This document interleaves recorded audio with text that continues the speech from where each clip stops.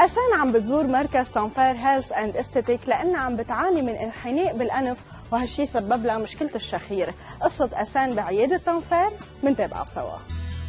أسان صار لها حوالي سنة ونص عم بتعاني من مشكلة التنفس بأنفها، حتى إنه هيدي المشكلة تطورت عندها أكثر من بعد الولادة، وبسببها ما عادت قادرة تعيش حياة طبيعية. Nefes alamıyorum yeterli derecede. Burnum sürekli tıkalı. Yürürken, spor yaparken sürekli ağzım açık. Uyurken sürekli ağzım açık. Dolayısıyla günlük hayatımda çok büyük sorun yaşatıyor bu bana. لأنه أسان عم بتعاني من مشكلة التنفس من الأنف، فهالشي خلق لها مشكلة تانية وقت النوم وهي مشكلة الشخير. Yatarken problem oluyordu. Biraz horlama oluyor. Bizi rahatsız etti ikimizi de. Çünkü uyamıyoruz, uykumuzdan kalkıyoruz. Bu nedenle beraber ortak karar aldık. بالأول زارت كم دكتور ومن بعدها زارت مركز تنفير للصحة والتجميل وقررت تقابل الدكتور حمدي أوناي. Ben Hamdi Hoca'yı tercih ettim çünkü birkaç kişiyle daha konuşunca Hamdi Bey'in önerdiği çözüm çok daha rahat bir ameliyattı. Yani ağrı yok, kesik yok, morarma yok, günlük hayatıma hemen işte 1-2 saat sonra dönebiliyorum. O yüzden Hamdi Bey'in çözümü daha geldi bana, rahat geldi.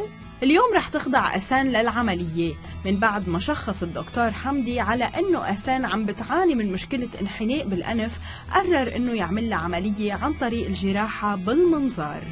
Bir kişinin dışarıdan baktığınız zaman kemik veya kıkırdak yapısı gayet normal görülebilir. Ama bu demek değildir ki o kişinin nefes alması normal bir anlamına gelmiyor. Yani burnun içine baktığınız zaman, ki içine baktığımız zaman da ayrıntılı bilgi alabilmemiz için endoskop dediğimiz bu organ aleti kullanıyoruz. Kişinin burunda her iki deliğini birbirinden ayıran o kıkırdak duvarın eğri olduğunu görüyoruz. O zaman kişinin nefes alması en az %50 oranında burundan azalmış anlamına geliyor. إجمالاً مشكلة انحناء الأنف بتنتج عن الولادة أو نتيجة تعرض الشخص لكسر أو حادثة، بس لأنه المرضى ما بيعرفوا بالضبط كيف لازم يكون التنفس الصحيح، ما بيقدروا يعرفوا أنهم عم بيعانوا من هيدي المشكلة إلا بعد عمر 40 لما بتبدأ عندهم مشكلة الشخير. Gelişen son teknoloji olan ses cerrahisinin de kullanımıyla artık hastalar aynı gün evlerinde olabiliyorlar, hiçbir ağrı hissetmiyorlar, herhangi bir tampon olmuyor hastalarda ve 2 gün sonra da günlük yaşantılarına devam edebiliyorlar. Biz buna endoskopik mikro cerrahi teknikle burun ameliyatı diyoruz ve hiçbir kırıcı veya dökücü, çekiç, guj gibi bir alet kullanmaksızın ses enerjisini kullanarak bu ameliyatı yapıyoruz. أسان وزوجها ناطرين وهن بحالة قلق، لهيدا السبب قرر الدكتور حمدي إنه يزور أسان قبل العملية.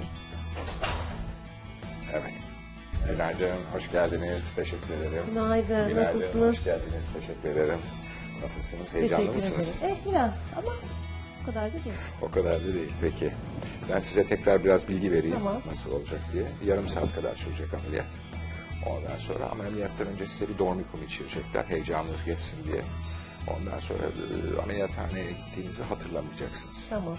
Ondan sonra ama şuurunuz, bilinciniz açık olacak. Ameliyat yarım saat kadar sürdükten sonra odanıza bir yarım saatte aşağıda sizi dinlendireceğiz. Ondan sonra odanıza alacağız. Ameliyattan çıktığınızda şişlik veya morluk hiç burnunuzda hissetmeyeceksiniz. Ağrınız olmayacak. Sadece hafif bir uyku hali olacak. Hiç ameliyat olmamışım gibi. Öyle hissedeceksiniz. 2 saat sonra da yemeğiniz gelecek.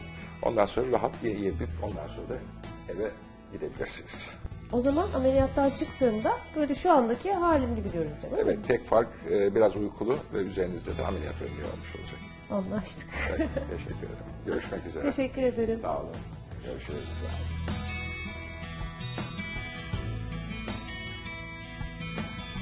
أسان هلأ صارت جاهزة للعملية، وعلى الرغم من أنه هيدي العملية ما رح تكون أكثر من نص ساعة إلا أنها رح تضمن حياة صحية وسليمة لأسان. Sağlıkta hayata gülümse Tanfer'le